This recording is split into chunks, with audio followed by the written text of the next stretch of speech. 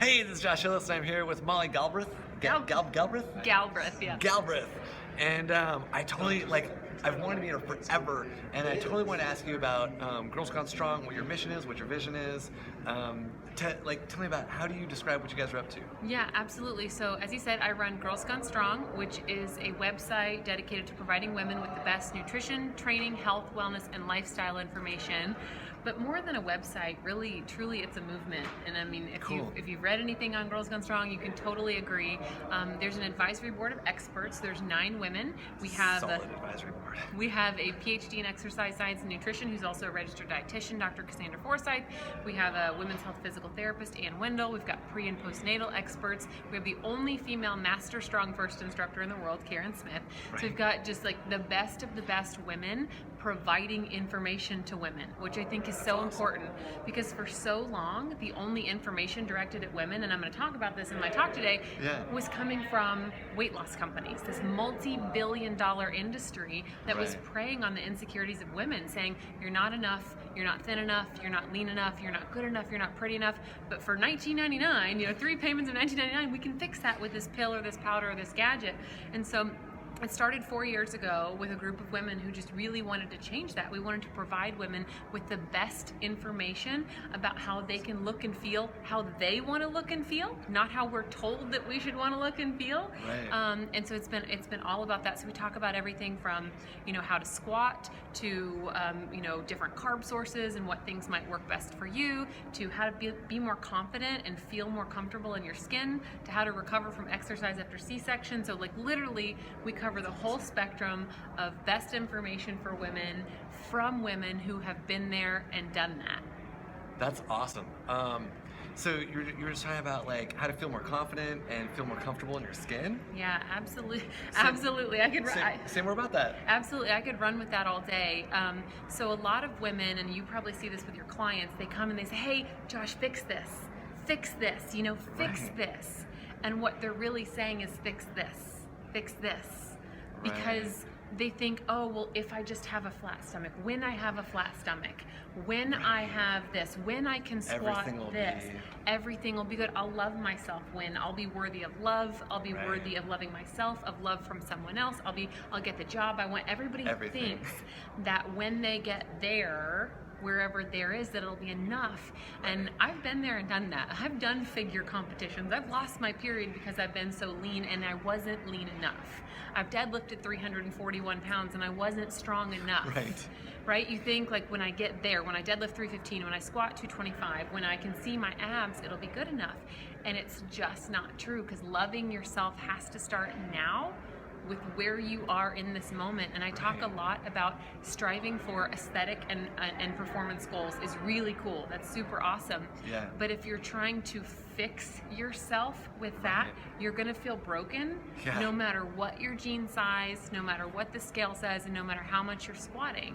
And so we talk a lot about being enough as you are right now, and realizing that you're good enough and you have all of these amazing qualities. And if you want to change, that's totally cool. But it needs to be because you want to, and not because someone else thinks you should. Yeah. And it needs to come from a place of wanting to be better, as opposed to beating yourself up. Because getting to a place where you lose body fat or gain muscle or get stronger, if that's coming from a place of I'm fat, I'm weak, I'm terrible, that's not health either. Right. And I've been there and done that. I've done figure competitions, I've done powerlifting, I've had what other people would consider to be a really healthy body, but inside I wasn't healthy because I was doing it trying to fix myself. Oh, geez, that is so freaking rad. And that is such a good point, that I've had the same experience with clients. You're sticking up weird. Where it doesn't matter what they got to. If they didn't feel enough when they started, they didn't feel enough at the end. Right. And so, it's kind of inside of the whole thing of there's nowhere to get to. Right. But if you do want to make a change, my experience is that if you do want to make a change, it's actually easier from a standpoint of I feel pretty cool with how things are and I want to be a little bit better, or Yes. this goal's kind of inspiring or something like that, versus I want to fix what's broken. I hate this part of my body. Well, and it's so funny because a lot of people think that they won't have the motivation to get better if they're okay with where they are right now, and we just don't agree. You know, we think that you will, like what you talked about in your talk today is not necessarily always the outcome, it's what are the habits, what's the process to get to this outcome, right? So once you get to a place where you decide, I want to do this for myself because I deserve it and because I'm worthy, like that practice becomes so much more effortless because it's not coming from this really negative, dark place. I mean, if you're going for a run so that you have 60 minutes to beat yourself up and say nasty things, like, do you really want to do that on a regular basis? But if you get to sustainable? But if you're going for a run because you're like, man, I have this body and I'm capable and I'm strong and I'm fit and I feel so good after I do this and I get to, you know, kind of meditate or enjoy my surroundings, like that, you want to go for that run. That's awesome. Right? But if you're using that as an opportunity to say nasty things to yourself, that's not something that you can sustain over the long haul, and that's not true health. Totally freaking agree. That is awesome. That is super awesome. Which brings me to one more question. What kinds of stuff do you have people do to feel better in their skin now, exactly the way that it is? Yeah, absolutely. And this is going to kind of go back to what you were talking about in your talk today, where we talk about meeting people where they are, right? So if someone's like, I hate myself, I'm terrible, I'm hideous, I'm ugly, whatever, they're probably not going to be like, I love myself and this is fabulous, right?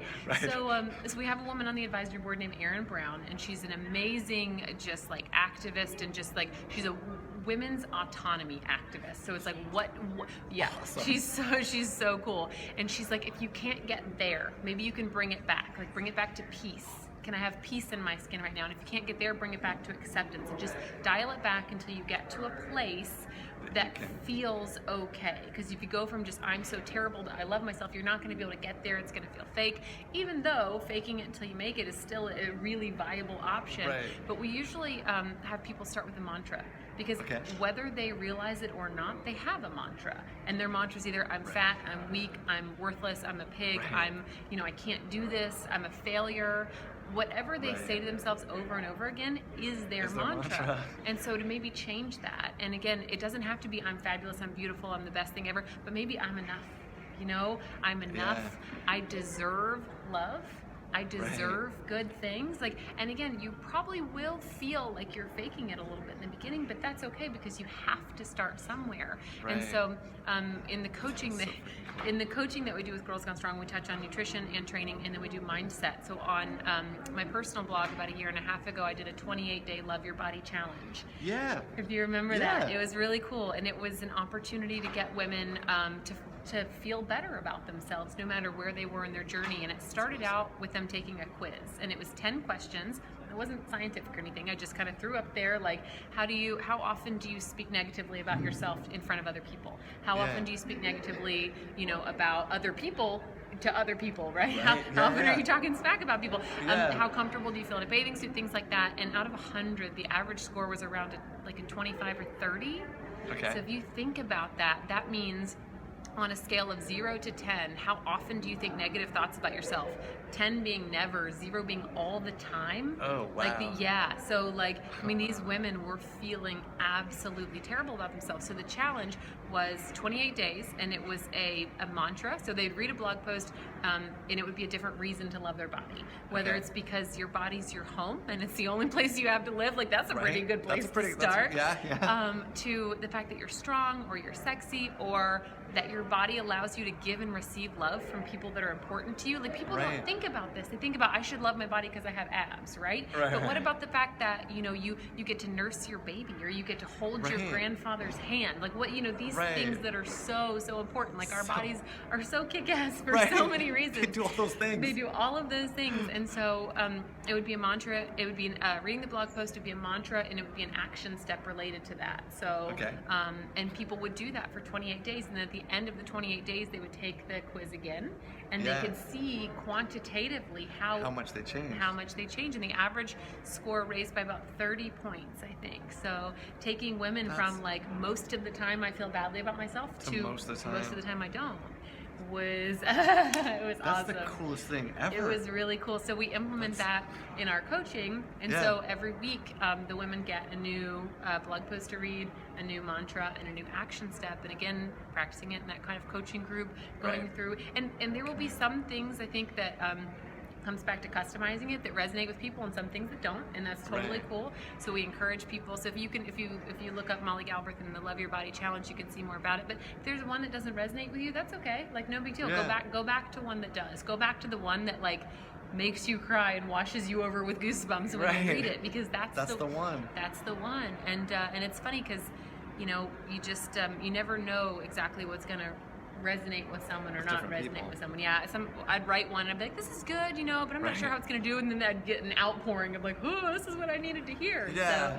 So it's really, it comes back to practice, it comes back to progression, it comes back to figuring out where you are and how you can incrementally get to where you want to be, and it comes back to just like doing it because you deserve it, not because you're punishing yourself. Taking care of yourself because you're worthy, because Aaron Brown said, wanting to lose fat is totally fine, but if you're so preoccupied with the number on the scale, we're missing you. And we don't know what your gift is, but we need it. Right. And that was a quote from Aaron that I loved so much, because it's so true. Like, people don't think, like, you are here for a purpose, you're here for a reason, and whatever you have to give the world, we need it. And if you're so preoccupied with, my stomach isn't flat enough, I'm not this, I'm not that, then we're missing out. You can't make that contribution. Yeah, we're missing out on that contribution. That's super rad. And we, on Girls Gone Strong, Erin wrote a handbook for us. It's called Showing All the Way Up, A Guide to Confidence with Erin Brown. And she talks about showing all the way up in your life. And we talk about improving your confidence in 6 areas. So in the way that you feel about your body, the way you feel about your capabilities, the way you feel in your relationships with other women, which is huge. I know you talk so much about community, but like, man, if we're just like doing that thing where like, because she has this, I can't have it, like, that's not good. That is not going to allow you to foster these long-term relationships. Separates people. Absolutely. And when you can be happy for someone else's success, like what that means is going on inside of you is just a totally different world. And so we talk about being comfortable in your body, being comfortable in your capabilities, being comfortable in your relationships or more confident with other women, being confident in your decision making, which is so important. So many of us just sit around and don't take action because we're always afraid we're going to make the wrong decision. We don't trust ourselves. Being confident in your communication and your voice. How often do you not speak up because you're afraid? You're afraid that you're going to ruffle feathers. As women, we've been told, be nice, be quiet, be this. We should be, we should be whatever. We should make other people feel comfortable. We shouldn't raise our voice. We shouldn't be too loud. We should whatever. And this is like, that's a lot of shoulds. That's a lot of shoulds. Some of them even like conflict. Exactly. Exactly. And so this teaches you how to be more confident in your voice, and then we teach you how to raise confident kids. So Erin's kind of tips and cues for how she's raising a ferocious and fearless, confident girl named Lola, who's awesome. Erin wrote a book called As Is, and she walked in one day and she was asking Lola, Lola was writing, and she said, I'm writing a book, Mommy. And she said, oh, you're writing a book like Mommy? And she said, no, Mommy, I'm writing a book like me. And I know, it's 6 years old, man. It's just like, awesome. I don't know, it's just the kind of thing that like gives you chills, So she's totally doing something right. So she has a book with Girls Gone Strong, a confidence book, Showing All the Way Up, A Guide to Confidence with Erin Brown. If you go to girlsgonestrong.com and click on shop, you can see it in there. But I'm getting it. You should totally get it. It's so awesome. It's 24 actionable steps too, right? That's awesome. It's like you can read a book all day long, but where do you start? Right. And there's a quiz at the end that shows you where you should start based on like, do you get mostly A's, mostly B's, mostly C's? So we have people go to the area in which they're struggling the most and start with the habit that they find the easiest, right? Because we want them to ease into it. Yeah, exactly. Lowest hanging fruit. Where do I need the most improvement, or where can I use the most improvement or practice? And where's the easiest place for me to start within that? So it's pretty sweet. Completely figured out. I mean, that's like amazingly great. That's like amazingly wonderful and great. $17 too. We wanted to make it as accessible. Get it? That's like practically get free. It, duh. I'm gonna get it just so I can review it and learn something. I'm sure it'll improve me as a coach. I'm sure it'll improve me as a person. It's awesome. As long as it's okay. He doesn't really have much room for improvement, guys. Is it okay if a guy gets the... We have so many guys get it, first of all, and Yeah? second of all, Okay, anybody cool. that's going to be on stage presenting and say "crazy pants," like I mean, I was on the edge of my seat watching this guy present the whole time. So thank you It was a fun one. thank you for everything I learned from you today too. It's cool. Thank you. This was super rad. I think I'm gonna close it there. I think that was like super You amazingly hit the great. climax. Anything Like, after this? even even better than I could have expected. That's awesome. Well, thank you. Is there anything else you want to say, or anything else you want to let people know, or is that? I mean, if you're on Facebook, go to girlsgonestrong.com. I'm sorry, go to girlsgonestrong.com. Go to Facebook and look up Girls Gone Strong. We Cool. post on there about 5 or 6 times a day. Everything's super positive. Everything comes from a really, really like happy, healthy place. No shaming. No.